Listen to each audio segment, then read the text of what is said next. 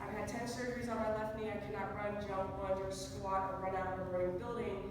Yes, yes, but then somehow I've watched myself age backwards as soon as I started doing this type of protocol, which is way more, you gotta be thinking on your toes. You can't just drop your carbs and be like, fabulous. And so then, I don't care about being thin. I care about being healthy. And that's what I encourage everybody to understand. And for you guys, it's all about the T. It's all about the testosterone. A lot of your guys' testosterone is going down the toilet because of too many xenoestrogens, too many toxins, too much stress.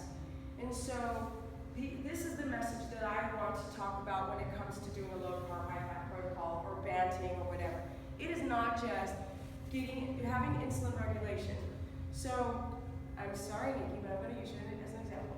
We talked about her glucose, that her glucose was in the 7s. That's diabetic high, right? 7.0, 7.1, 7.2. She was like, how can it be that my glucose can spike that high and I'm not even eating starchy carbohydrates? Which is why I want to explain to you guys that eating a low carb, high fat protocol without enough of the right information about how the body works can damage you. And so, that's why I say that if you're going to do a low carb, high fat, you still are dependent on carbohydrates. You can't just drop your carbs and go, I'm healthy and I'm eating all organic, free range, grass fed, whatever. No, it doesn't work like that. You have to consider all the previous damage that we've all gone through. So what do all of your guys' guts look like? Right? Do you have leaky gut? Probably. Did we grow up on bread? Who grew up on bread?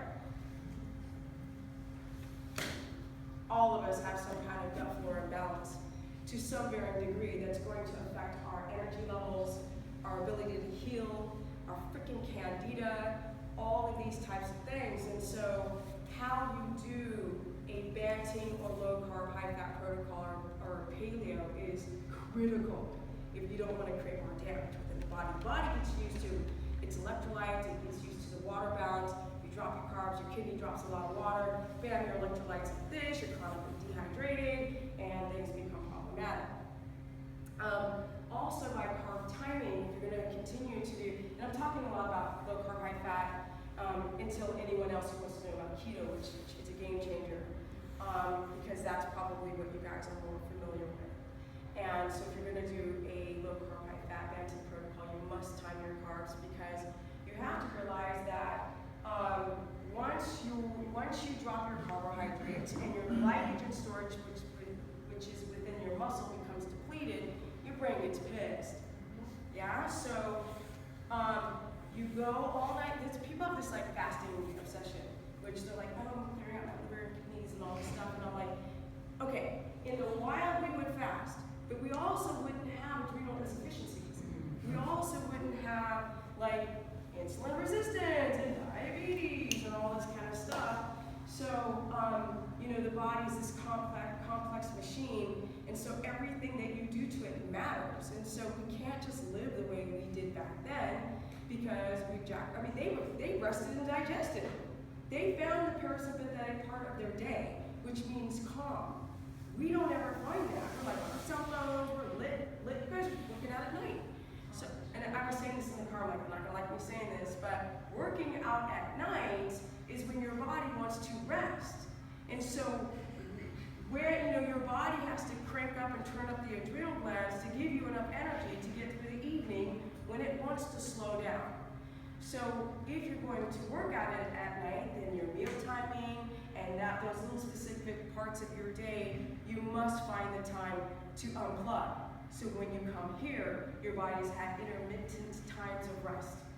And so that's what's really, really important to think throughout your day. You can't just put your body over there to the side and think you want to look young forever, and then the solution is to go get plastic surgery. You can totally heal the body if you just start paying more attention to it. So a lot of people are like, well, I listen to my body and my body tells me to not to eat protein. And I often say to people, well, you should listen with a new ear. Because this ear's got you in trouble. You can't just listen to your body. Your cells become addicted to certain things. And your hormones, like the cells will be like stress, cortisol, adrenaline, and then the cells reproduce and they create sister cells cells and daughter cells in different generations that will want a lot of adrenaline, and too much of that is catabolic. So when you release a lot of adrenaline into the bloodstream because you skip breakfast, where's your body going to get its energy from? Fat cells? Well, then everybody should have a six-pack. So it doesn't access the body fat cells. In fact, that's where the body wants to protect itself. I always explain to people, muscle is expensive for the body to run. It's hungry. It wants to eat. It's very metabolically active. So if you're skipping meals, what makes more sense to the primal body? To keep muscle and get rid of fat? If the body doesn't know we're living in the modern time, if you're not eating and you're constantly in the fight or flight mode, you're like running from a lion all day long, then the body wants to store fat because that's its protection mechanism, and that's what you're going to survive on. And it's inactive, and it won't burn up a bunch of calories. I say calories because calories don't matter. So it won't burn up a bunch of fuel. It will convert muscle into glucose in 3 minutes, guys. 3. So, you're working out on an empty stomach going like, oh, I'm accessing my fat cells. No, you're not. Especially, you will access a little fat. You will. And the younger you are, then the more efficient your cells are. But as we get older, as I get older, I can't do that. I gotta be more methodical and more, I have to be more smart about how I take care of the body. Because I used to just go skate 5 hours a day, like bam, bam, bam, slam, hit, eat McDonald's, whatever. And we would tour around and just eat garbage, and now I'm paying for it. So now I'm gonna be very careful how I do everything. So low carb, high fat, you're not ketogenic. You're still dependent on glucose. And you can pee on whatever urine strip you want to. That's ketones leaving the body. They don't matter. Urine strips don't matter because it's ketones leaving the body. It's not what's the blood value, right? So even if you use a glucometer and you measure your blood ketones and your blood glucose, which everyone's like, what do you mean you test glucose before ketones? I'm like, well, yeah, because if your glucose is high, if it's over 5.0, and you have ketones at, what's the sweet spot? 2.0 millimolar? If the glucose is up here and the ketones up here, the brain will always defer to the glucose because that's what we've trained it to do. So then all of a sudden the ketones leave the body. And you're like, I'm in ketosis. And I'm like, no, you're not. And everyone's like, why aren't I losing weight? And I always try to explain it's not that simple. So anyone who just starves themselves more than 5 hours will produce ketones, but that doesn't mean they're viable. They're not always used. So a urine strip is what's leaving the body. So often when your urine strip shows purple, you're actually not in ketosis. You're in ketosis when it's clear, because that's when the body's using every ketone. But you can also not be in ketosis and it's clear. So, it's kind of confusing on how this whole thing works. So, when it comes down to a low carb, high fat protocol, what kind of carbs would you then eat? What would be safe? So I was explaining to Nikki's mom in the car, her dad was saying we're talking about rice, and they were like, brown rice? And I'm like, no, white rice. And they're like, what do you mean, white rice? That's bleached in this process, right? Well, that's because of plant chemicals, like the shell of the brown rice, the phytates in plant source foods. And so all of a sudden everyone says to me, this is too hard, I can't do it. I have to pay attention to people who are raw food all the time, and juicing and all this. That's not normal nature. Really rough on your digestive tract. All that soluble or insoluble fibers on your digestive tract. And so we have to just think about our food more in a smart way. So low carb, high fat, what is that? How many grams of fat would you guys consider to be high fat? Does anyone know?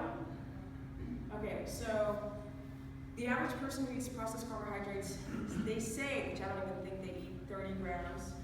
So 30 grams is 1 tablespoon? No, 2 tablespoons.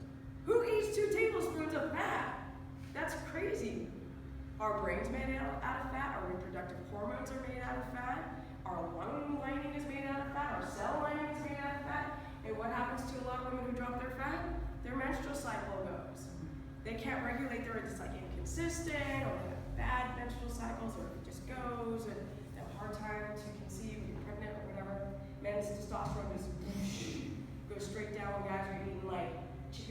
tuna.